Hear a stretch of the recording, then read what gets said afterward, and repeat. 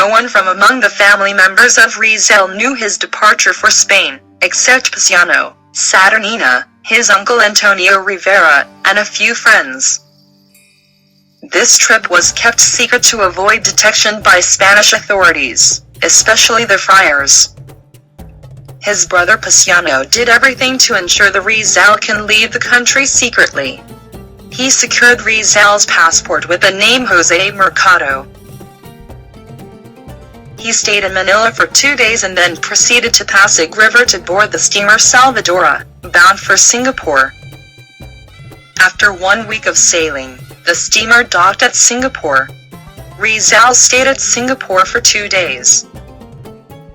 From Singapore, Rizal boarded the ship Gemna, which shall ferry him to France. From his boarding point, the ship had its stopover at Point Gale in Ceylon Aden and Port Said at Suez Canal. The steamer reached Naples on June 11, 1882. From Naples, the steamer sailed to France.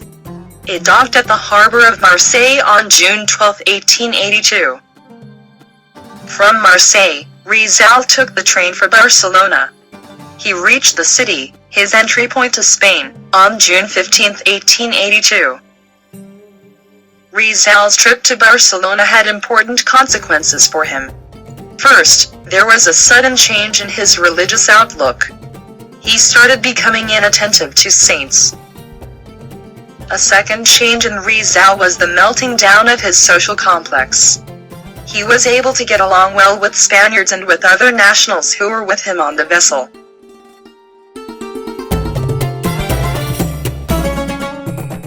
Rizal was welcomed by the Filipinos in Barcelona, most of who were his former schoolmates at Ateneo Municipal. The welcome party was held at Plaza de Catalunya. While in Barcelona, Rizal took time writing to his family, relatives, and friends in the Philippines. In fact, he did not forget one of his missions, that of making a name for himself in the field of writing. Through writing, Paciano believed that Rizal would be able to express his nationalistic and patriotic sentiment, which in effect can arouse the hostility and suspicion of the Spanish regime. When this happens, Rizal, a poet, will be transformed into a patriot, a novelist, and a nationalist.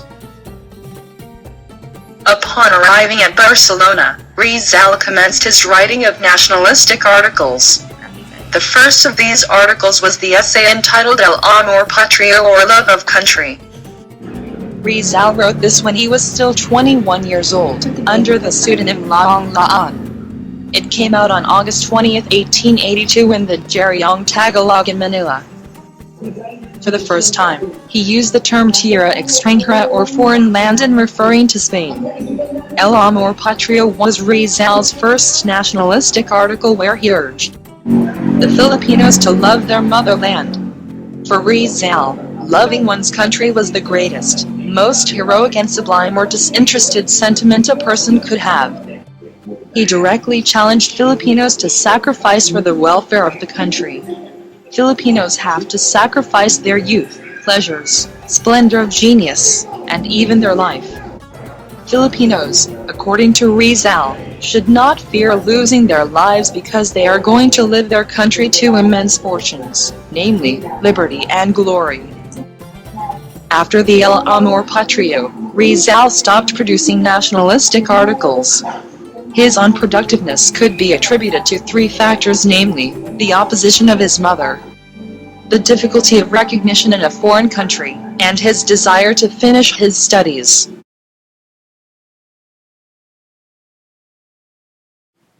Rizal moved to Madrid in September 1882 to resume his studies.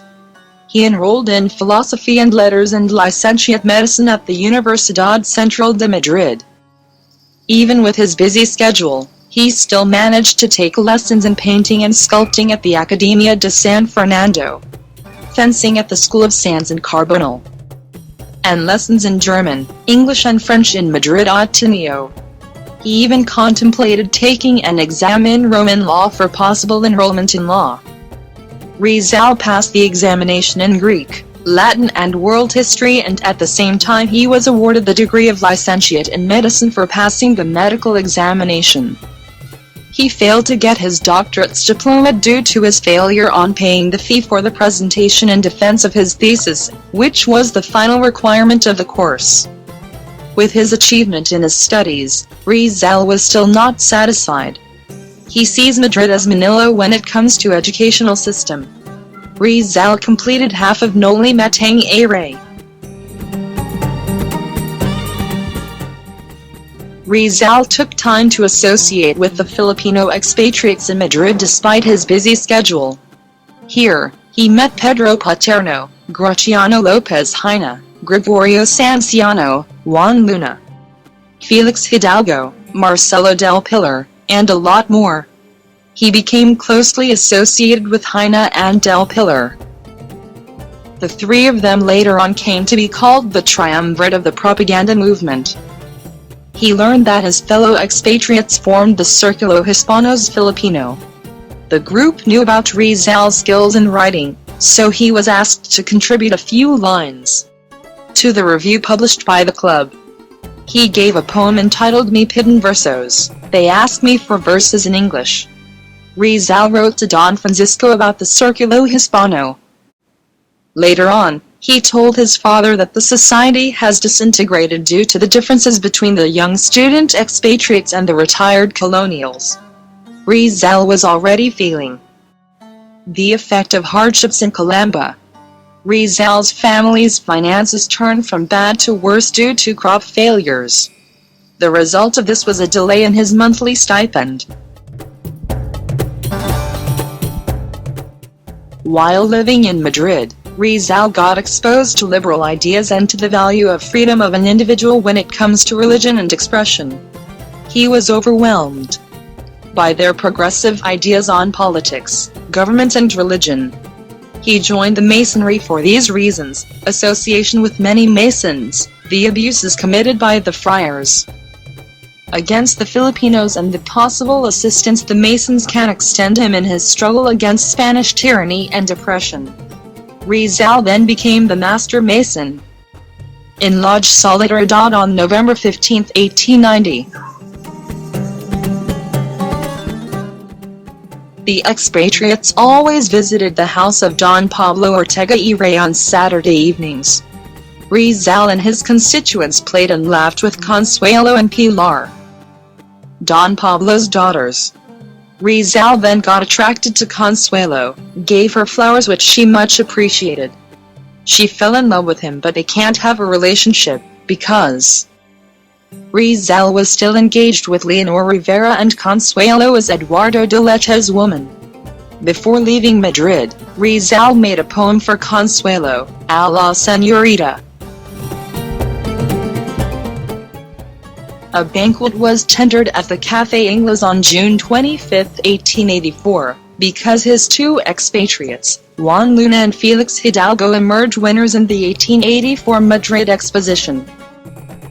Luna won a gold medal for his painting, The Spilarium, and Hidalgo won a silver medal for his entry, Christian Virgins Exposed to the Populace. During their celebration, Rizal delivered a speech called Brindis. He stressed the idea that genius knows no race. The speech itself can be considered a direct attack and challenge to the Spanish regime.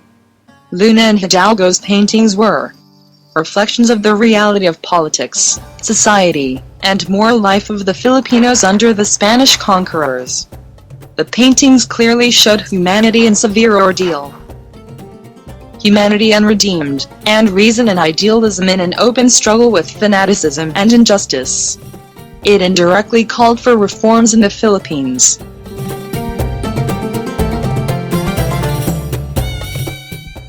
In her letter to Rizal, she advised him to refrain from writing articles that might offend the friars and the regime, and that he should not fail in his duties as a Christian. Finally, she warned him not to continue pursuing further studies since she had that fear that it could cause him death later.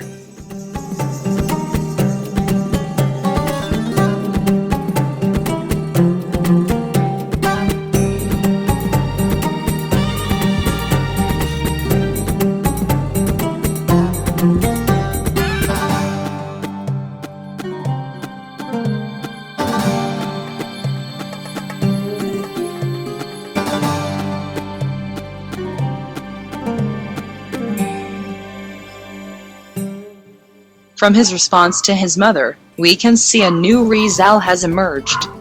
From simply being a poet, he had become a rationalist and a nationalist.